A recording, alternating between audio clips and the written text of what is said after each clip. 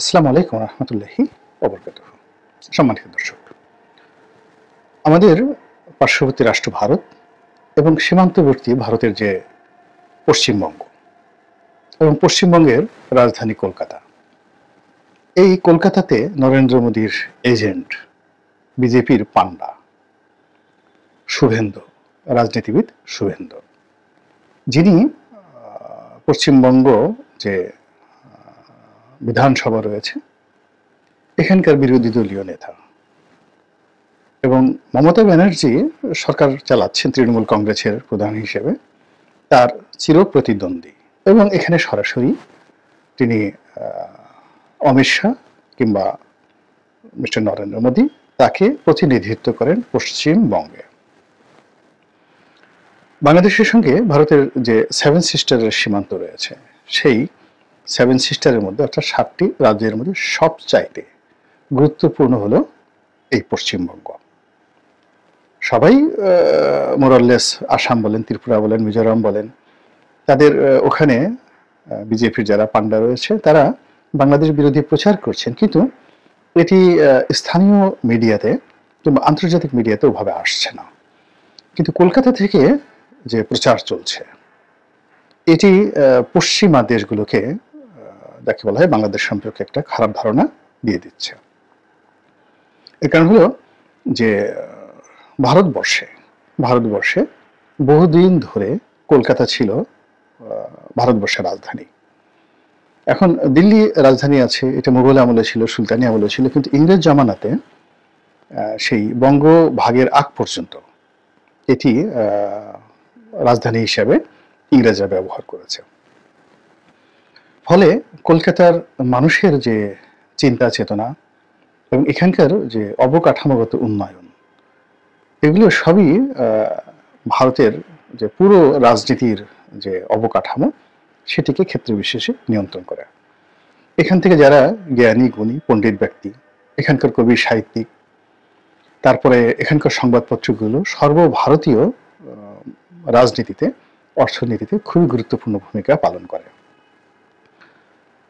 এর কারণে কি হলো, এই যে মিস্টার শুভেন্দু, তিনি যে বাংলাদেশ সম্পর্কে ক্রমাগত অপপ্রচার করছেন, এটি যদি গুজরাটের কেউ করতেন, কর্ণাটকের কেউ করতেন, কিংবা তামিলনাড়ুর বা অন্ধ্রপ্রদেশের কেউ করতেন, তাহলে ওটা ওভাবে আসতো না। কিন্তু কলকাতাতে তিনি এই প্রোপাগান্ডা চালানোর কারণে সেখানে আনন্দবাজারের মতো পত্রিকা, তারপর সেখানকার বাংলা যে টেলিভিশনগুলো রয়েছে, এইগুলো সরাসরি বাংলাদেশে চলে আসে বাংলা ভাষাভাষী মানুষদের কাছে। দ্বিতীয়ত, যে এদের সঙ্গে আবার ইউরোপ আমেরিকার যে যোগাযোগ, এটির কারণে ওখানেও এই প্রচার প্রোপাগান্ডাগুলো চলে যাচ্ছে। এরপর যেটি হচ্ছে যে দিল্লিতে যে সরকার আছে, নরেন্দ্র মোদী সরকার আছে, এই নরেন্দ্র মোদী সরকারের যে মিলিটারি উইং অর্থাৎ সামরিক যে বিভাগ আছে, তারপরে ডিপ্লোম্যাটিক যে ডিপার্টমেন্ট রয়েছে, সেখানে সঙ্গত কারণে ওয়েস্ট বেঙ্গলের যে চ্যানেলটি, এটি সমগ্র উত্তর ভারতের রাজনীতির প্রতিভূ। আপনারা সবাই জানেন যে ভারতের রাজনীতি সাধারণত দুই ভাগে বিভক্ত, উত্তর ভারত এবং দক্ষিণ ভারত। এখানে মধ্যপ্রদেশ অর্থাৎ ইউপি, তারপরে অন্যান্য এলাকার গুরুত্ব রয়েছে, কিন্তু সবই উত্তর ভারত এবং দক্ষিণ ভারত কেন্দ্রিক। এবং উত্তর ভারতের যে এই মুহূর্তে যে সিদ্ধান্ত, সেই সিদ্ধান্তটা কিন্তু পশ্চিম বাংলা ডমিনেট করে। ফলে পশ্চিম বাংলার মুখ্যমন্ত্রী মমতা ব্যানার্জি, তার আগে বুদ্ধদেব বসু, একেবারে তার প্রথম দিকে ডক্টর বিধানচন্দ্র রায়, নেহেরু জামানাতে, তারা সবাই সর্বভারতীয় রাজনীতিতে জ্যোতি বসু সহ ভীষণ রকম গুরুত্বপূর্ণ ব্যক্তি ছিলেন। তো সেই দিক থেকে মিস্টার শুভেন্দু, তার যে গুরুত্ব ভারতের কেন্দ্রীয় সরকারে অমিত শাহের চাইতে খুব বেশি যে নিচু অবস্থানে তা নয়, কিন্তু খুবই গুরুত্বপূর্ণ। এখন এই মানুষটি কেন, কি কারণে অত্যন্ত অশ্লীল, অত্যন্ত অশ্রাব্য এবং যাকে বলা হয় নির্মম এবং নিষ্ঠুরভাবে বাংলাদেশকে সমালোচনা করছে, বাংলাদেশকে তুচ্ছ করছে, তাচ্ছিল্য করছে, এবং তার প্রায় প্রতিটি কথাই আপনাকে উত্তেজিত করবে। এমন কথা, খোঁটা দেওয়ার মতো কথা, আমাদের স্বাধীনতা যুদ্ধ নিয়ে খোঁটা দিচ্ছে। আমরা ভারত থেকে যে বৈদেশিক মুদ্রা খরচ করে প্রতি বছর আমরা ভারত থেকে আমদানি করি $50 বিলিয়ন সমপর্যায়ের পণ্য। আবার বলছি, $50 বিলিয়ন। আমাদের সামগ্রিক যে এক্সপোর্ট, আমরা যে রপ্তানি করি, এটি এখনো $50 বিলিয়ন একটা স্টেবল অবস্থায় যায়নি। কিন্তু আমাদের যে আমদানি বাণিজ্য, সেই আমদানি বাণিজ্য 40% আমরা ভারতের সাথে করি, এবং ভারতের সঙ্গে এই যে আমদানি $50 বিলিয়ন। $1 বিলিয়ন যদি এখন বর্তমান বাজার রেটে 12,000 কোটি টাকা ধরেন, তাহলে $50 বিলিয়ন কত হাজার কোটি টাকা হয়, জাস্ট হিসাব করেন। এই টাকা বৈদেশিক মুদ্রা দিয়ে, ডলার দিয়ে আমরা ভারত থেকে পণ্য আমদানি করি। সেটা নিত্য প্রয়োজনীয় ভোগ্যপণ্য, সেখান থেকে শুরু করে একেবারে উড়োজাহাজের যে পার্টস, তার সঙ্গে পেট্রোলিয়াম, তেল, গ্যাস, সামরিক অস্ত্র, কি নাই, সবকিছু আছে। এখন এই শুভেন্দু বাবুর কথা হলো যে আমরা এই $50 বিলিয়ন মাল তোমাদের কাছে যদি বিক্রি না করি, তোমাদের দেশ তো বন্ধ হয়ে যাবে, তোমরা ভিক্ষা করে খাবে, তোমরা মরে যাবে, না খেয়ে মরে যাবে। এখন বোঝার চেষ্টা করুন যে আমরা বায়ার। $50 বিলিয়ন দিয়ে যদি আপনি পণ্য কিনতে চান, হয়তো যদি আমরা চীন থেকে আনতে যাই, ব্রাজিল থেকে আনতে যাই, ভারতের চীনের পরিবর্তে ব্রাজিলের চিনি আনতে যাই, এখনো ব্রাজিল থেকে আসে, বাট পরিমাণটা বাড়িয়ে দিলাম।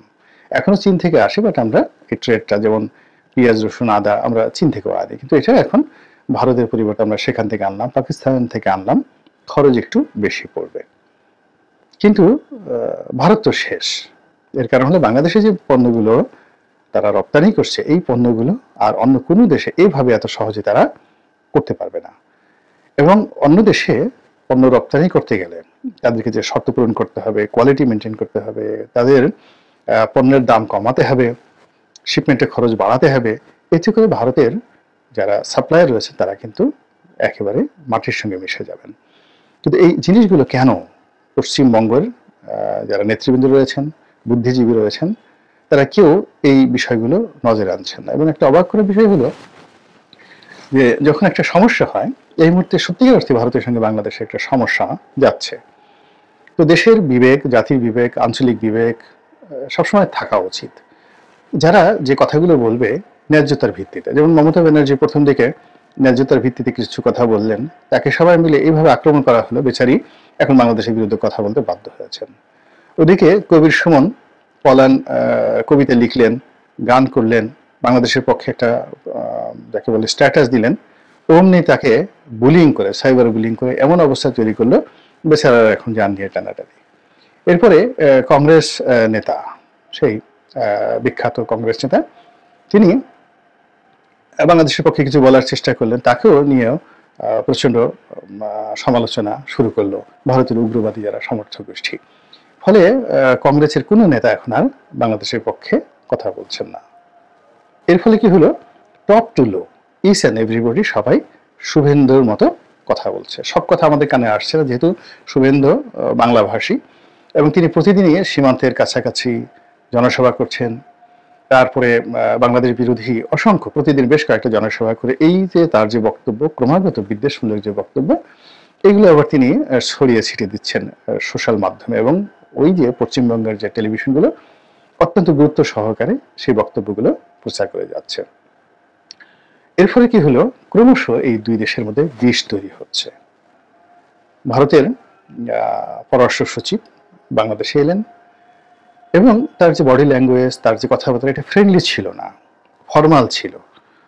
যেমন আগে সুজাতা সিং এসেছেন, কিংবা অজিত দোভাল এসেছেন, কিংবা অন্যান্য যে সকল পররাষ্ট্র মন্ত্রণালয়ের ঊর্ধ্বতন কর্মকর্তা এসেছেন, সামরিক কর্তারা এসেছেন, তারপরে পররাষ্ট্রমন্ত্রী এসেছেন, তো সবসময় আমরা দেখেছি যে তাদের মধ্যে একটা বন্ধুত্বের মনোভাব ছিল। কখনো কখনো আবার তারা কর্তৃত্ববাদ দেখিয়েছে, মনে হয়েছে যে তাদের কথাবার্তা তারাই বাংলাদেশটির মালিক। এখন এই যে বাংলাদেশের যে মালিক, তাদের মধ্যে এই জিনিসটা মনে হয়েছে। এখন এইবার যে বিক্রম মিস্ত্রি আসলেন পররাষ্ট্র সচিব, তিনি মনে হয় যেন কিছু একটা মেসেজ দিয়ে এসেছেন, অতি বিনয়, অতি ভদ্রতা, এগুলো দেখানোর মধ্যেও কিন্তু একটা যাকে বলা হয় ভয়ঙ্কর কোনো একটা মেসেজ থাকে। অর্থাৎ আপনি দেখা যাচ্ছে যে একটা বাঘ, সে বাঘের মতো না হয়ে সে বিড়ালের মতো আপনার কাছে মাথা নিয়ে আছে, এক্ষেত্রে আপনার আসলে আশ্বস্ত হওয়ার কোনো কারণ নেই, কারণ না সময় পেলে সে সবল দেবে। তো ভারতের যে চিরাচরিত দাদাগিরি বাংলাদেশের প্রতি, সেই দাদাগিরি বন্ধ করে বা লুকোচুপি করে ডক্টর মোহাম্মদ ইউনূসের সামনে ভারতের পররাষ্ট্র সচিব পা বাঁকা করে বেশি শরীরকে ভাঁজ করে অতিমাত্রায় মনোযোগী এবং যাকে বলা হয় আনুগত্য দেখানোর যে চেষ্টা, এর মধ্যে কিন্তু একটা যুদ্ধের ইঙ্গিত আছে। এর কারণ হলো, আমি একটা ঐতিহাসিক ছবি আমি বারবার মনে করি। ইরাক যুদ্ধ যখন হলো বুশের জামানাতে, তখন সেখানকার প্রতিরক্ষা মন্ত্রী ছিলেন রামসফেল্ড। আপনাদের অর্থ অনেকেরই মনে আছে, অত্যন্ত যাকে বলা হয় যোগ্যতম একজন মার্কিন ঝানু রাজনীতিবিদ এবং মিলিটারি এক্সপার্ট। তো তিনি সাদ্দাম হোসেন সাহেবের সঙ্গে দেখা করতে গেলেন এবং এত বেশি বিনয় দেখালেন যে সাদ্দাম সাহেব পায়ের উপর পা তুলে তিনি হাবানা চুরুট খাচ্ছিলেন, আর রামসফেল্ড তার সামনে হাত জোড় করে মাথা নিচু করে দাঁড়িয়েছিলেন, বসেন উনি।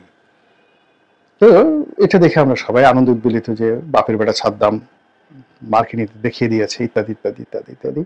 এবং ইরাকেও তাকে নিয়ে যথেষ্ট হয়েছে, আনন্দ হয়েছে, উল্লাস হয়েছে যে না, নেতা একটা পেয়েছি। কিন্তু পরবর্তীতে দেখা গেল সেই রামসফেল্ডের নির্দেশেই তার অধীনেই মার্কিন সেনাবাহিনী ইরাকে আক্রমণ চালালো, অপারেশন ডেজার্ট স্টর্ম। আপনাদের মনে আছে কি না একবার স্মরণ করে দেখুন। এবং ইরাককে তছনছ করে দিল। তো এই হলো পশ্চিমাদের কথাবার্তা। এই দেখেন, শেখ হাসিনাকে ক্ষমতাচ্যুত করার আগে বাংলাদেশে ডোনাল্ড ট্রাম্প ডোনাল্ড লু এলেন। কি বিনয়, কি ভদ্রতা, মানে কথাবার্তা। সে একবার সালমান রহমান সাহেবের বাসায় যাচ্ছে, তারপরে শেখ হাসিনার সঙ্গে কথা বলতে গেলে মনে হচ্ছে তার কণ্ঠ মানে শুকিয়ে যাচ্ছে। সালমানের সাথে কথা বলে সে তৃপ্ত। বাংলাদেশে যারা আওয়ামী লীগের মোটা মাথার লোকজন, তারা মনে করলে আমেরিকা ম্যানেজ হয়ে এসছে বা ম্যানেজ হয়ে গেছে, ডোনাল্ড ট্রাম্প এভাবে শেখ হাসিনার আনুগত্য করছে, আর কি চাই। কিন্তু যে খেলাটা আমেরিকা খেলে দিল, ডোনাল্ড ট্রাম্প যেভাবে খেলে দিল, ডোনাল্ড ট্রাম্প নয়, ডোনাল্ড লু যেভাবে খেলে দিলেন, পাকিস্তানের ইমরান খান ক্ষমতাচ্যুত হয়েছেন, কিন্তু শেখ হাসিনার যে ক্ষমতাচ্যুতি, সেটি আমেরিকার মাস্টার প্ল্যানে এমনভাবে এবং এতটা অসম্মানজনকভাবে, এতটা নির্মমভাবে হলো, এটি যদি এই যে ডোনাল্ড লুয়ের ঘন ঘন আগমনের সময়টিতে বাংলাদেশ কাউন্ট করত এবং আমেরিকান কর্মকর্তাদের অতি ভক্তিটাকে তারা দুর্বলতা হিসেবে না নিতেন, তাহলে আজকের এই পরিণতি হয়তো হতো না। এখনো ভারতের সঙ্গে আমাদের যে কূটনৈতিক অঙ্গনে যোগাযোগ হচ্ছে, রাষ্ট্রনৈতিক অঙ্গনে যোগাযোগ হচ্ছে এবং সামরিক ক্ষেত্র যোগাযোগ হচ্ছে, অর্থাৎ ভারতের সেনাপ্রধান আমাদের সেনাপ্রধানের সাথে কথাবার্তা বলছেন, এই জিনিসগুলোকে কিন্তু ফেলে দেওয়ার মতো নয়। এবং একই সঙ্গে শুভেন্দুর মতো যে শীর্ষ রাজনীতিবিদ, বিজেপির নেতা পান্ডা, তিনি যে বাংলাদেশ সম্পর্কে এই যে বিষোদ্গার করছেন, এটাকে একজন ইউটিউবারের যে বক্তব্য বা ইউটিউবারের গালাগালি হিসেবে বিবেচনা করে আমরা যদি নাকে তেল দিয়ে ঘুমাই এবং কোনো রকম প্রস্তুতি না নেই, তারপর যদি অলনে ছাড়েন, হঠাৎ করে কোনো বিপদ আসে, আর তখন যদি আমরা বলি আল্লাহ তোমার কি বিচার নাই, তোমার একই বিচার, কি হলো এটা, তখন আল্লাহর প্রতি কি জুলুম করা হবে, না আপনার আমার নিজের প্রতি জুলুম করা হবে? এই বিষয়টি চিন্তা করুন এবং যারা কর্তা ব্যক্তি আছেন তারা প্রয়োজনীয় ব্যবস্থা নিন। আল্লাহ আমাদের সবাইকে হেদায়েত দান করুন এবং হেফাজত করুন। আসসালামু আলাইকুম ওয়া রাহমাতুল্লাহি ওয়া বারাকাতুহু।